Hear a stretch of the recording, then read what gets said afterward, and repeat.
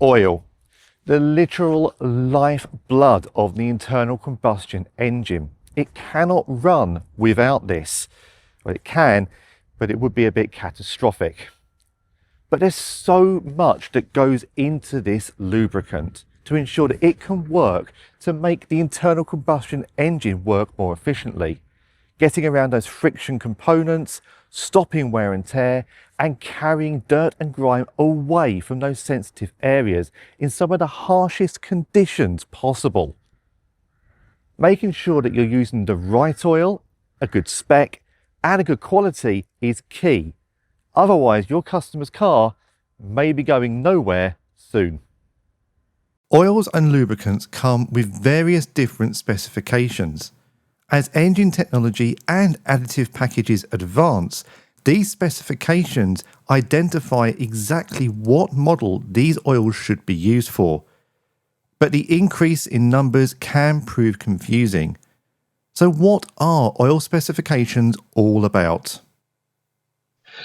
Yeah, it's a fairly complex area, and quite often an oil specification is represented by a series of numbers, the issuing body or a particular vehicle OEM. But beneath that specification, which may be a series of letters, numbers, represents a whole plethora of testing to approved protocols in approved laboratories, and it can cover chemical tests such as phosphorus and sulfur for compatibility with emission control systems, physical tests like high temperature and low temperature viscosities. Then you've got bench tests, which could be like corrosion tests, volatility tests, checking the compatibility with elastomers and such, and then a series of engine tests. Those engine tests can be part of an industry specification or mandated by a particular OEM, and they can evaluate piston deposits, wear, turbocharger behavior, sludge control, compatibility with biodiesel. There's a whole range, and in some cases that specification also can include field trials. And it represents many hundreds of thousands of dollars worth of testing, either by the lubricant manufacturer, their third-party supplier, or in-house technology. But there's a lot of detail behind those simple statements of the specification, and the lubricant manufacturer must comply and show evidence that they can provide the data to back up those statements. In here is an EcoBoost engine. It's one of the most popular engines in the UK, owing to the fact that it's in the Ford Fiesta and the Ford Transit. But it's a smaller capacity engine. It runs hotter, it's turbocharged, and it has a smaller sump.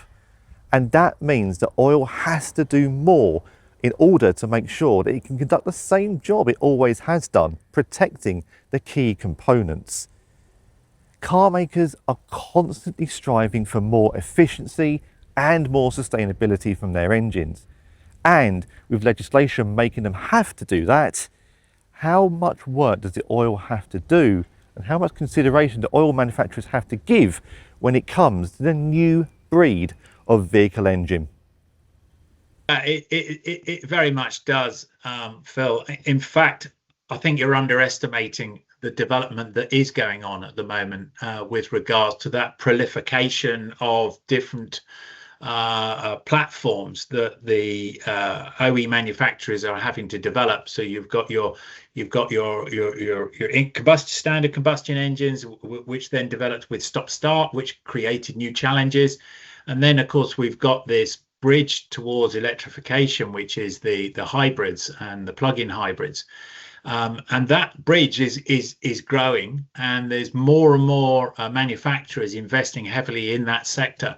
So, everybody says, it's a simple switch over from combustion engine, ICE, internal combustion engine, straight over to sort of electric. It's not. And in fact, the additive companies, the oil companies like Duckhams, we're having to spend an awful lot of time working with the developers who are doing a lot of engine testing to meet the demands of this proliferation of different types of engines that are going to be available for the next 10 to 15 years. So it's a real challenge. This is a wet belt engine, and as such, oil is vital to ensure that it continues to work and that it lives to its lifetime. Putting the wrong oil in or the wrong specification could have catastrophic consequences and at the minimum could deteriorate the belt and reduce its lifespan. As long as you use the right oil and a good quality brand that's Ford approved, you won't have a problem with it. I've got one myself, and I don't do the mileage in it, but I change my oil every year in it. Just it gives me the longevity of the product. Because I'm only doing short journeys in it, I don't think that's good for the engine itself to start with. You get a lot of oil dilution in the system, and I don't think that's not good for the product, but that's part of wear and tear of modern engines, where the tolerance is a lot more wider, and you do get stuff like that. We've got a customer who changes it every year or 6,000 miles. He's on his second wet belt change, and the belt's come off like brand new because he's. Quality is key when choosing the best oil for the engine. You could go cheap, but there could be issues with that.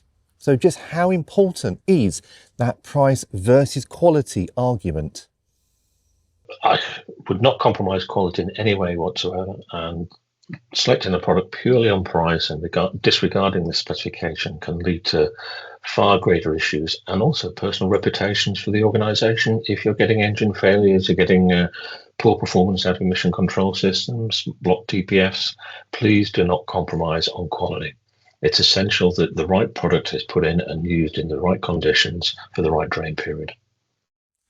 Of course, oil is important, but so too is the filter. If the oil carries the dirt that it collects when it goes around the system for its entire lifetime, it will distribute that across the entire engine.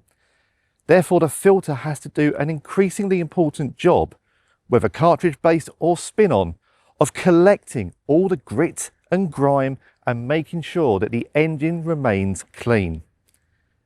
These may look inconspicuous, they may be buried deep in the engine bay, there may be an unseen part, but they are extremely important.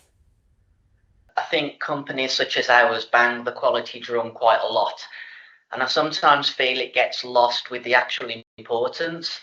So for me, engine oil does more than just lubricate, carries away the dirt, the soot, particles, combustion, residues, things like that.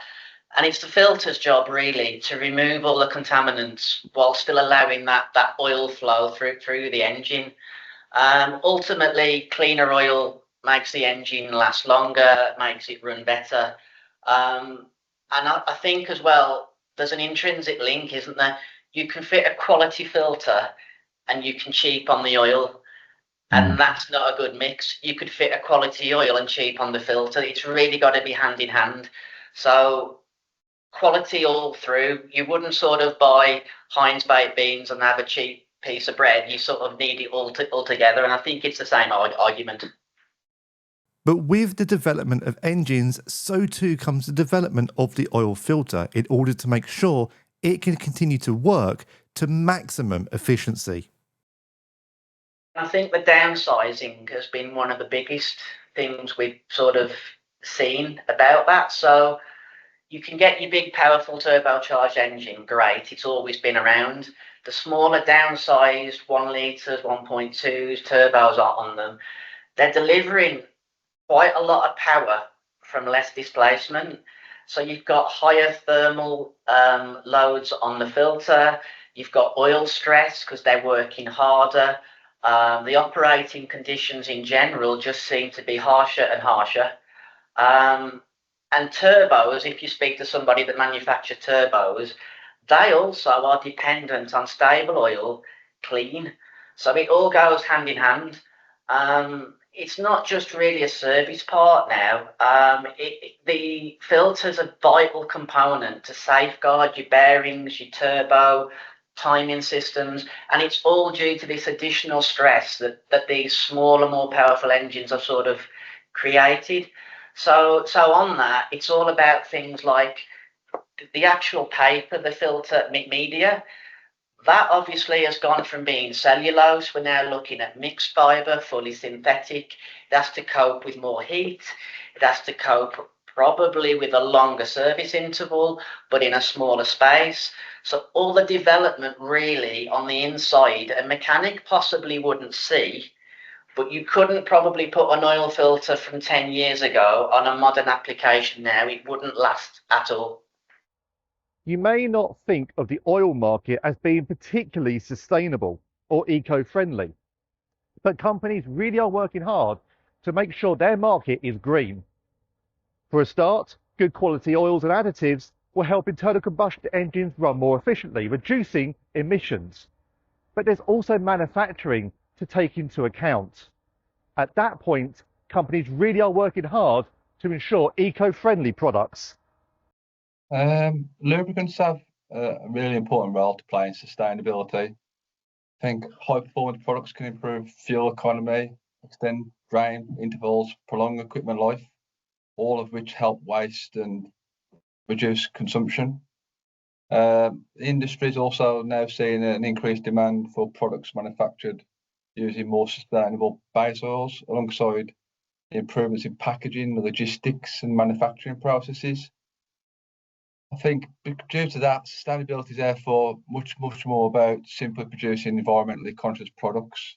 It encompasses the entire supply chain, from sourcing raw materials, responsibility through manufacturing efficiency, waste reduction, supporting customers in achieving their own environmental objectives. Building a sustainable business requires a long-term commitment and a continual improvement. It's not one thing you do once and then just leave it at that. I think it begins with understanding and measuring your impact on the environment before you can really implement meaningful changes across the organisation. I think key areas need to be improving energy efficiency across your manufacturing processes, investing heavily in technologies to reduce emissions and waste, reducing energy consumption. I believe increasing recycling and responsible waste management policies and practices, working closely with suppliers to improve supply chain sustainability. I think it's about providing customers with that technical advice that helps them use their products in a more efficiently and responsible way. So remember, oil is the literal lifeblood of the car, and your customers need to understand just how important it is. Specification is crucial. Quality matters. Understanding of the system is key. Get it wrong and the engine will not work. Oil makes the car run. It's a crucial component and there's so much more to it.